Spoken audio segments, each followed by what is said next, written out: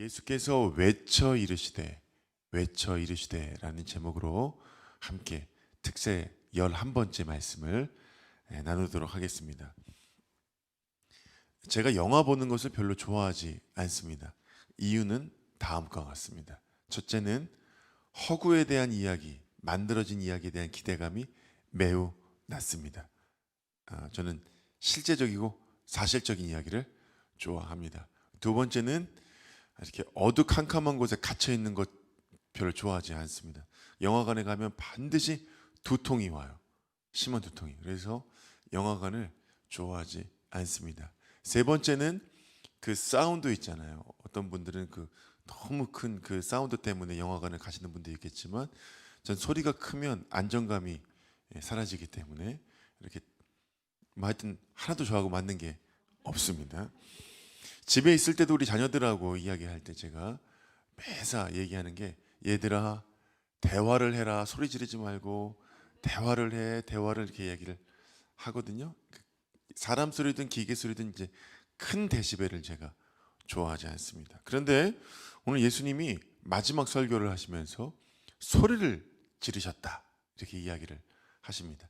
산상수훈으로부터 시작한 예수님의 그 대중 설교가 오늘이 이제 마지막에 이후로는 제자들하고만 이야기를 하시는데 예수님이 왜 마지막에 소리를 지르셨을까? 마지막 대중 설교니 고상하고 좀 품위 있는 설교를 하셨으면 좋았으련만 왜 소리를 지르셨을까에 대한 내용을 오늘 함께 말씀을 통해 나누기를 원해요. 예수님 지금 예루살렘에 계십니다. 예루살렘에 계세요. 근데 수많은 사람들이 지금 예수님 곁에 뒤엉켜 있어요. 예루살렘의 입성을 환영합니다. 12장 13절을 함께 읽어볼까요? 종려나무 가지를 가지고 맞으러 나가 외치되 호산나 찬송하리로다. 주의 이름으로 오시는 이 곧 이스라엘의 왕이여 하시더라. 아멘. 무슨 장면인지 아시겠죠? 예수님이 낙이 타시고 예루살렘에 이제 입성하실 때 사람들이 유월절 이제 명절이 다가오기도 했고 또 예수님을 보니까 그냥 종려나무 가지를 흔들면서 호산나 이게 이제 번역하면 우리를 구원하소서, 우리를 구원하소서 뭐 그런 뜻이거든요. 유대인들이 왜 갑자기 이렇게 예수님을 환영하게 된 것일까요? 이거 지금 반전이거든요. 12장이잖아요. 10장에서 예수를 돌로 치러 하거늘 예수의 옷을 잡음에 예수가 뿌리치고 도망갔어요. 피신했단 말이에요. 왜 피신했는가? 신성모독죄에 걸려서 그랬어요. 하나님이 나의 아버지시다. 그 하나님이 곧 나다. 이렇게 얘기하니까 신성모독으로 잡아가지고 돌로 치료했단 말이에요. 죽이려고 했어요. 신성모독은 원래 해당되는 벌이 사형이거든요. 잡아서 죽이려고 했단 말이에요. 그래서 예수님이 피해서 요단강 그 동편에 세례 요한이 세례 주던 곳에 가서 그 믿는 사람들로 하여금 계속해서 복음을 전하고 계셨는데 무슨 일로 갑자기 예수님이 이렇게 환영을 받게 된 거죠? 사람들이 지금 막 흥분해 있단 말이에요. 왜 이렇게 되었을까요? 중간에 몇 장이 있죠? 10장과 12장 사이에 몇 장이 있습니까? 11장에 무슨 일이 있었죠? 지난주 금요일 날, 토요일 날 무슨 일이 있었습니까? 배짐을 먹던 날 무슨 일이 있었어요? 나사로가 살아났죠. 12장 17절 18절 우리 함께 읽겠습니다. 나사로를 무덤에서 불러내어 죽은 자 가운데 살리실 때에 함께 있던 무리가 증언한지라. 이에 무리가 예수를 맞으면 이 표적 행하심을 들었음이로라. 여러분 지금 유대인들이 왜 다시 흥분을 했냐 하면 나사로 때문이에요. 죽은 자를 살리셨다는 단순한 소문이 아니라 내가 봤다라는 증언이 쏟아져 나오기 시작한 거예요. 내가 그 장례식장에 있었다니까. 내가 첫날부터 계속 있었어. 죽었다니까. 형님 봤어요. 봤다니까. 내가 4일이나 거기 있었어. 냄새가 났다니까. 내가 냄새를 맡았다고. 썩은 내가 진동을 했다니까. 내가 봤다니까. 라는 사람들이 쏟아져서 증언을 했어요. 내가 봤다는 증언들이. 그래서 삽시간에 소문이 퍼지니까 유대인들이 흥분하는 거예요. 물론 예수님이 이전에도 표적을 여러 가지 보여주긴 하셨지만 죽은 사람이 살아났다는 것만큼 이런 충격적인 소식이 어디 있겠어요? 이게 누가 뭐 봤다는 정도가 아니라 실제로 경험했던 사람들이 이 이야기를 하니까 사람들이 얼마나 예수님을 따랐는지, 예수님을 반대하고 죽일 이 궁리만 하고 있었던 바리새인들이 고개를 절레절레 흔들 정도였어요. 야, 이거는 대세는 끝났구나. 이거 이제 우리가 뭘 어떻게 한다고 될 일이 아니구나. 19절 읽겠습니다. 바리새인들이, 시작. 바리새인들이 서로 말하되 볼지어다 너희 하는 일이 쓸데없다. 봐라, 온 세상이 그를 따르는도다. 야, 이제 뭐 죽일 계획 뭐 다 필요 없어. 뭐 이제는 어쩔 수가 없어. 이미 대세는 끝났다. 사람들 따라가는 거 봐라. 야, 쓸데없는 일 하지 마. 이제 끝났어. 이랬을 정도 분위기가 갑자기 급반전한 거예요. 사랑하는 여러분께 묻겠습니다. 표적이 뭐라 그랬죠? 예수 그리스도를 가리키는 표지판이라고 했잖아요. 예수 그리스도, 생명이요 빛이요 구원이신, 부활이요 다시 사신 생명의 주 예수 그리스도를 가리키는 표지판이라고 했잖아요. 근데 견지망월이라고 하잖아요. 달을 가리키는데 손가락만 보고 있다 이겁니다. 사람들은 예수님께 관심이 없었어요. 오직 표적 그 자체에만 관심이 있었습니다. 입으로는 호산나 우리를 구원하소서 왕이여 외쳤지만 손으로는 종려나무 가지를 흔들고 있었지만 그들은 여전히 예수님이 누군지 몰랐고 모를 뿐만 아니라 알고 싶지도 않았어요. 신기한 표적을 행하는 선지자로 또는 우리를 로마에서 구원할 왕 정도로만 생각했어요. 성경은 이들을 한탄하며 이렇게 기록합니다. 37절 우리 함께 읽겠습니다. 시작.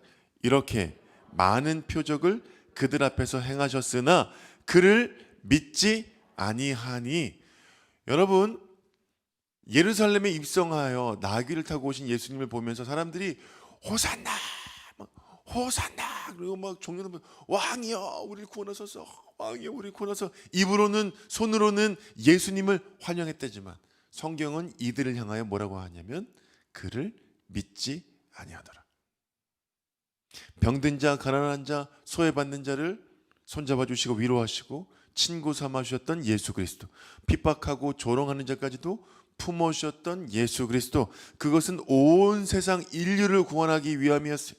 인류의 구원을 위해 이 땅에 오신 예수님 끝내 믿지 않았습니다.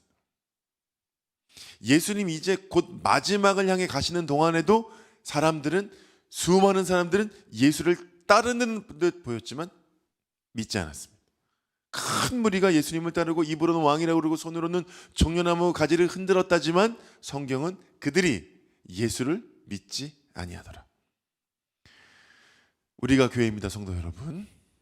우리도 예수님을 따르고 왕이라고 할 수 있고 손으로는 박수치며 찬양하고 예배하고 예수님 우리의 왕이십니다 할 수 있지만 그들이 예수를 믿지 아니하더니 라는 대상이 될 수 있습니다. 예수님 이 땅에 왜 오셨지? 왜 예수님이 말 구유에 오시다가 마지막은 가장 작은 나귀를 타고 오셨지? 왜 인자가 들려야 한다고 말씀하셨지? 모를 수 있어요.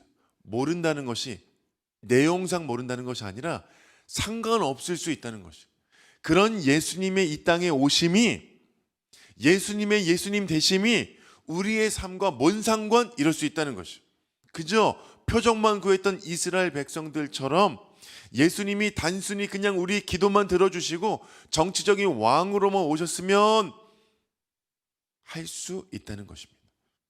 예수님 그때 하셨던 것처럼 우리 병자들 좀 고쳐주십시오. 우리 가족을 좀 고쳐주십시오. 38년 된 병자도 고치셨다며요. 맹인도 눈뜨게 하셨다며요. 예수님, 그 우리도 좀 고쳐주세요.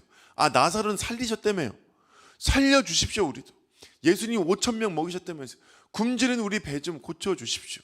예수님 물이 포도주가 되게 하셨다면서요. 없이 사는 우리 물이 좀 돈이 좀 되게 해주십시오. 남들 다 저렇게 사는데 나는 지금 수십 년간 예수님 믿는데 왜 이렇습니까? 예수님, 좀 해주세요. 라고 할 수 있다는 것입니다. 예수님의 예수님 되심이 우리의 신앙과 관계없을 수 있다는 것이요. 자, 또는 이럴 수 있습니다. 예수님이 하나님이라는 사실을 종교 지도자들 중에서도 이제 믿지 않을 수 없는 상황이 되었어요. 정말 많은 종교 지도자들이 예수님 믿었거든요. 근데 믿는다고 얘기를 할 수가 없는 거예요. 왜냐하면 그것을 드러내는 순간 출교를 당하거든요. 이 출교라는 것이 얼마나 무서웠냐 하면은, 이 출교라는 게 유대교로부터의 출교이지만 이것은 유대인으로부터의 출교이기도 하고 유대법으로부터의 출교이기도 합니다. 그러니까 한 번 출교를 당하면 왕따를 당하고 뭐 종교적 배신자다 이 정도가 아니라 법적으로 보호를 받지 못하기 때문에 가령 누가 그 사람을 때리거나 강도짓을 하거나 죽인다고 해도 법적으로 보호를 받지 못하는 거예요. 그냥 개죽음이 되는 것이에요. 완전히 없는 사람 취급하는 것이죠. 그러니까 살았지만 그 사회에서는 죽은 사람이나 다름없기 때문에 굉장히 무서운 벌이었어요. 그러니까 그게 두려워서 자신이 예수님 믿는다는 얘기를 함부로 못하는 거죠. 이제 유대 종교 지도자들은 예수를 죽이기로 작정하고 결의했기 때문에 그렇습니다. 42절 43절 우리 함께 읽겠습니다. 그러나 시작. 그러나 관리 중에도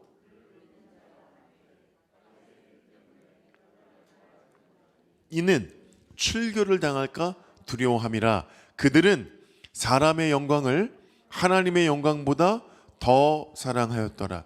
여러분, 저를 보십시오.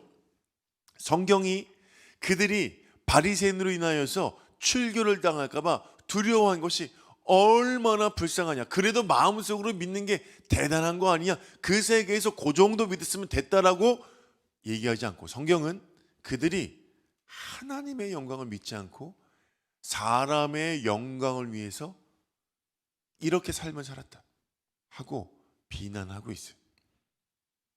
그렇게 사는 것이 더 안전하고 더 큰 영광이라고 생각했다는 것이, 자기를 믿는 것이 사람의 영광을 믿는 것이 말입니다.